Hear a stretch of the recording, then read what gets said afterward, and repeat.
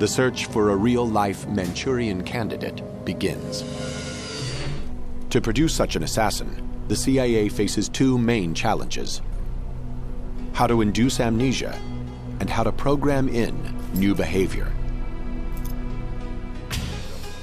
In 1957, Dr. Ewan Cameron, an eminent psychiatrist in Montreal, believes he has the answers. Cameron applies his techniques under the guise of normal therapy. There's a three-part technique which started with an effort to wipe out past patterns of behavior. And this was accomplished through the use of particularly intensive, repeated, high-level electroshocks until no more convulsions could be elicited from a patient. Cameron then plays tape-recorded messages through helmets that are locked to his patients' heads. This psychic driving forces them to listen to repetitive statements for weeks on end to program in new behavior.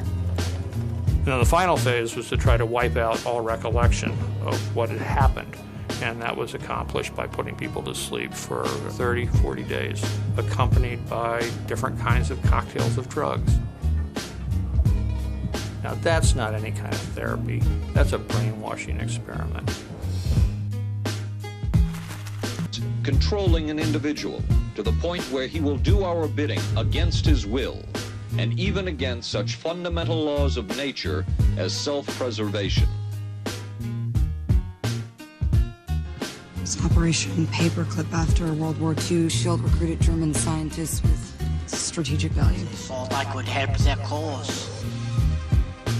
Operation Paperclip, and this is something people need to know because it has been so covered up and mocked and berated and claimed to be a conspiracy theory. And by the way, the term labeling people as conspiracy theorists was invented by the CIA to deflect any attention over the JFK assassination. They invented that word as a way to shut down any scrutiny or this critical investigation of what they were doing. So they started that whole ball rolling. In terms of Operation Paperclip, it is documented. There's absolutely no question about it. Allen Dulles, CIA director, was associate of Heinrich Himmler of the Third Reich. So what Dulles proceeded to do when the Third Reich was brought down was he secretly brought all of the top Nazi scientists into the U.S. He falsified their files that he gave to Harry Truman, making them look like there were no war crimes. They brought these Nazi scientists into the CIA to work for the CIA, and that includes the human experiments they conducted on Jewish men, women, and children, and the psychological studies that these Nazi scientists had done. The CIA was using their expertise for these programs through Operation Paperclip, and this was Nazi, much of it occult beliefs that the CIA adopted and actually put these people on their payroll. One of the programs that came out of Operation Paperclip was MKUltra. Now, MKUltra was a very complex program that dealt with human experiments and mind manipulation. What they would do specifically is that the name of the transmitter is not the one I know. I know it as the Gomel transmitter. He called it the woodpecker signal. But what they do, they broadcast the signal to create a riot. You broadcast 11 hertz, 11 cycles per second, beamed into this room. And it would, without you knowing, you would start to get uncomfortable, then upset, and then I presume start getting a little active, like throwing the plants around or breaking activities, things like that. You use specific, what I call the radio frequency windows. 11 hertz will create that kind of behavior. Other frequencies, other windows will create other kinds of behavior. You can create a passive behavior. You can make people go to sleep. You can create narcotic effects. It has been used actually as an antidote, as a cure for narcotic addiction. You can make people alert. You can make them misconstrue, misunderstand things. Each has a specific, very precise frequency. We know what these frequencies are. We know the behavior modification that can be brought about. We know the Soviets are using it. Let me give you I'll give you three examples. One, the Moscow Embassy, 1977, the State Department discovered that its employees were being zapped by what they call microwaves, that were really these transmissions, extremely low frequency transmissions.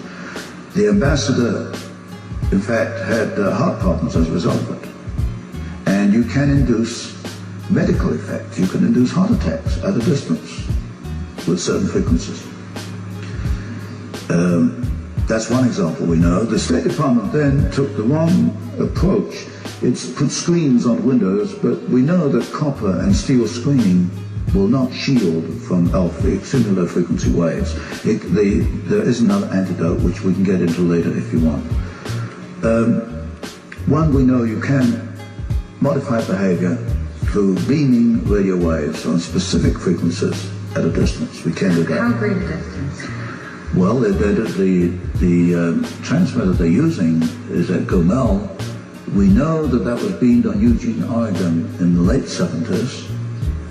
They were picking up, I forget the cycles per second, I think it was about 9 hertz. And that was very intense at 2,000 feet. They got public health people picked up a number of, I think, 20, 30, 40 cases of disorientation, headaches, nausea, that kind of thing, which you would get from that frequency. A more clear example is not Eugene, Oregon, although I'm fairly sure of that case, is the Canadian cases, Kirkland Lake and Timmins, Ontario, both bombarded by the Soviets. In this case, I'm in touch with a Canadian scientist who did the analysis for the Canadian government. There is no question in his mind that the Soviets bombarded Kirkland Lake and Timmins with a frequency which would create disorientation, headaches, and nausea, that kind of thing. So the distance, if you can get a radio wave in there, you can get this effect in there. It's the frequency on which it operates. The purpose of this was an experiment to prove what they could do and what they could do in wartime? I think in the early 70s, this was experimentation. I think what they're doing today is not experimentation. If you look at the State Department, which as I see it, has not made one decision in our favor.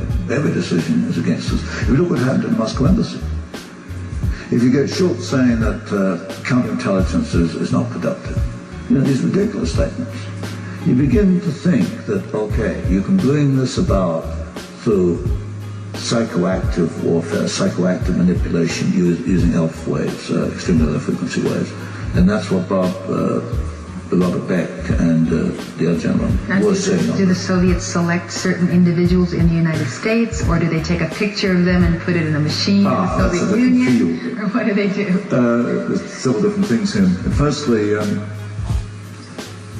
I cannot prove that the Soviets have done this, but what I do know is that the West Germans issued their diplomats with protective devices about 10 years ago. In fact, I have the circuit diagrams for these protective devices. The West Germans have recognized the problem. They have taken moves against it. The State Department in '78 was not recognizing the problem. I don't know if they've taken any moves against it. It looks as if they have. Congressman Zeldin, congratulations. I thought your speech at the RNC was just absolutely fabulous.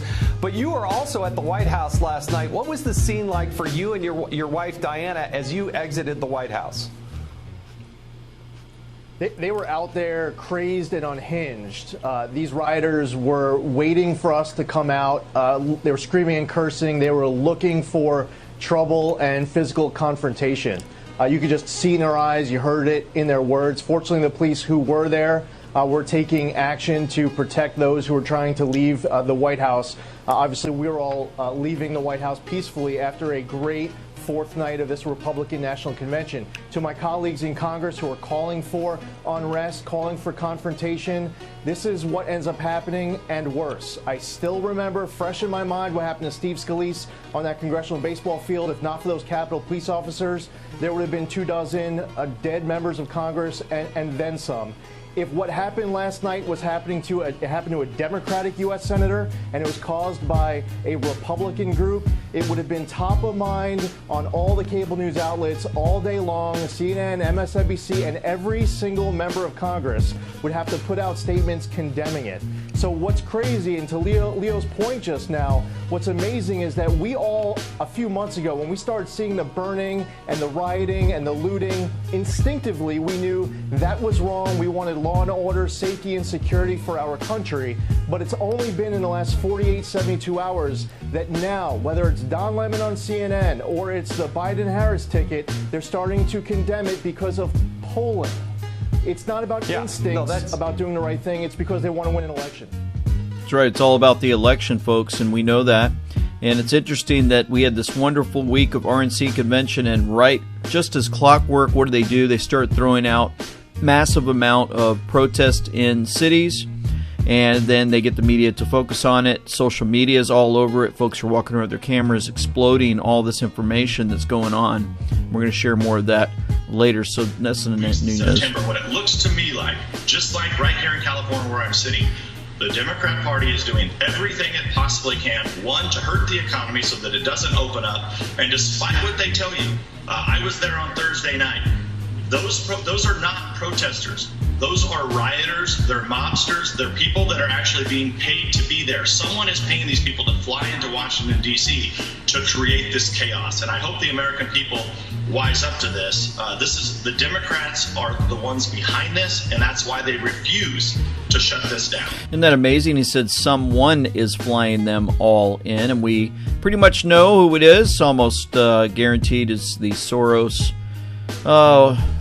old person that he is, still behind the purse strings of what's going on in our country.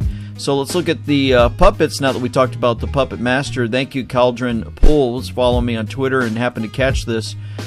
Great productions there. I just don't even know why there aren't uprisings all over the country. Maybe there will be. People need to start taking to the streets. This is a dictator. You know, there needs to be unrest in the streets for as long as there's unrest in our lives. Enemies of the state. Show me where it says that protests are supposed to be polite and peaceful. Do something about your dad's immigration practices, you feckless. When they go low, we kick. How do you resist the temptation to run up and wring her neck? The biggest terror threat in this country is white men, most of them radicalized right up to the right. I thought he should have punched him in the face. I said, even if you lost, he insulted your wife. Yes. He came down the escalator and called Mexicans rapists and murderers. He said, well, what do you think I should have done? I said, I think you should have punched him in the face and then gotten out of the race. You would have been a hero. I'd like to punch him in the face. I said if we were in high school, I'd take him behind the gym and beat the hell out of him. Punch some people in the face! When was the last time an actor assassinated a president? They're still going to have to go out and put a bullet in Donald Trump, and that's a fact. Look, as his character is stabbed to death. Where is John Wilkes Booth when you need him? I have thought an awful lot about blowing up the White House. A Missouri state senator is under investigation by the Secret Service after saying she hopes President Trump is assassinated. I will go and take Trump out tonight. And if you see anybody from that cabinet in a restaurant, in a department store, at a gasoline station, you get out and you create a crowd. And you push back on them. And you tell them they're not welcome anymore, anywhere. And sadly, the domestic enemies to our voting system and our honoring our Constitution are right at 1600 Pennsylvania Avenue. They're not going to stop before Election Day in November, and they're not going to stop after Election Day. And that should be, everyone should take note of that on both levels, that this isn't, they're not going to let up, and they should not. If you think we're rallying now, you ain't seen nothing yet. He was trying to mind fuck me, but I don't think he really realized that I also knew the art of mind fucking. And so I got him to sign a contract, and I got the job.